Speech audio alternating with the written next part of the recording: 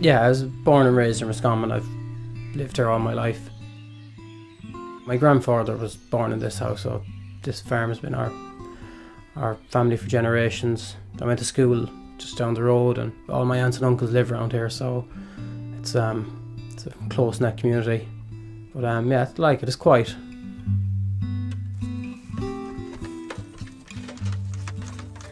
First noticed in about when I was 24, so 2006. I got a pain in my groin. I was actually working on a house just out the road there. He passed it on the way in, but I kept getting a pain in my groin. I didn't know what it was, and I was about 3 days going on. I thought it'd go away, but obviously it didn't. So I went into Roscommon Hospital, and they kept me in, and I was there for about 2 weeks. They didn't know what it was, and they were doing tests and everything. And I was there for about 2 weeks, and next thing one morning I got up and my leg just swole up like a tree trunk, like my right leg just ballooned up, and they knew then it was a blood clot. And then I was on warfarin then for about a year, going and getting blood tests once a week and all that kind of thing. And then I went to get a second opinion. Like they said just stay on warfarin for the rest of your life and just mind it or whatever. And like I was 24, like I didn't want to stay on warfarin, like going for blood tests every week, just hassle. For the first few years it bothered you, but then it was a part of life for the stage there. Like it was an everyday thing. Doctors and nurses and hospitals, it was just an everyday thing. I came home then and I started going to my local GP with a leg ulcer. It had gone into a leg ulcer because it just wouldn't heal. And I was going there for about, 2 years. I had a compression bandage on, like a stocking, like a big thick stock, but keeps compression on it all the time. But nothing was working, like it just wouldn't heal. This was going on 3 years and I still had a leg ulcer on my leg. Like you were always in pain, like you were constantly in pain. You had an open wound on your leg, so I was trying to work. Yeah, sure, you had to do something. Trying to work and trying to have a normal life, but it was hard. Yeah, I was sent over for a review, like just to meet the consultant and see what he could do, because he wanted to do his own tests. He had all my files from Ireland, say, but he wanted to do his own tests for his own people to do it. And I thought I was only going over for just to speak to him and talk to him. And he did his test. He did the ultrasounds and he did a venogram, so he knew what my problem was. And then that was a Thursday and Friday, and then I met him on the Monday, and he said there was 2 operations he could do. He says he would only do it if there was a possibility I'd lose my leg. It was too high risk. And the other one was minor. He says, but it mightn't work and it might work. And I said, that's grand. And he says, when can you do it? And he says, well, we can do it Thursday. I was there, what, Thursday? And he says, yeah, if you want to, we can do it Thursday.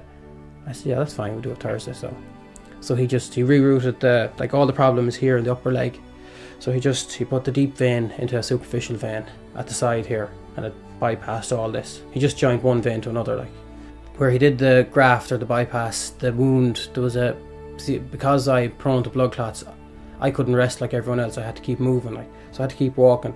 So actually a hematoma came under that wound when I came home, and it opened it.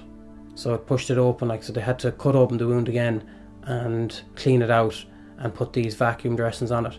So the wound was about 10 centimeters long by about 10 mil wide by about 30 mil deep. It was a big wound on the side of my leg, just below my knee.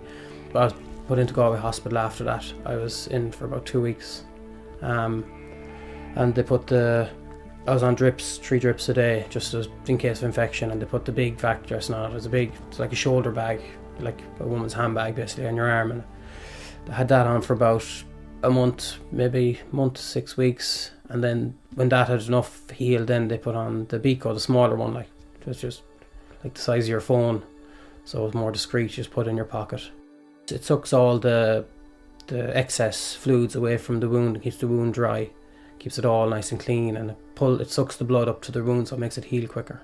I could just put this in my pocket and I could go wherever I wanted, really. I couldn't really go anywhere with the other one because it was like a big handbag, and it made a noise as well. It was just easier, so you wouldn't have to explain to people what was wrong with you.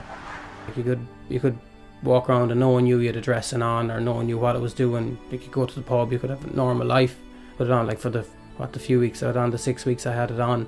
One of the benefits of the PICO was when you're going for a shower, you could just disconnect it, the machine itself, and get into the shower and do what you have to do and come out and just reconnect it again. It was very simple to do. Like, it's only twist it off and twist it back on. So I had that on for about 6 weeks, and then they just start putting on ordinary dressings. Then after that, just the standard dressings. The wounds have healed, and like for the first time in, you could say, what, 6-7 years, like I hope to get back working, like back at the carpentry, you know. So I hope to go back to normality, move out of home. I'm a bit old to be living at home now.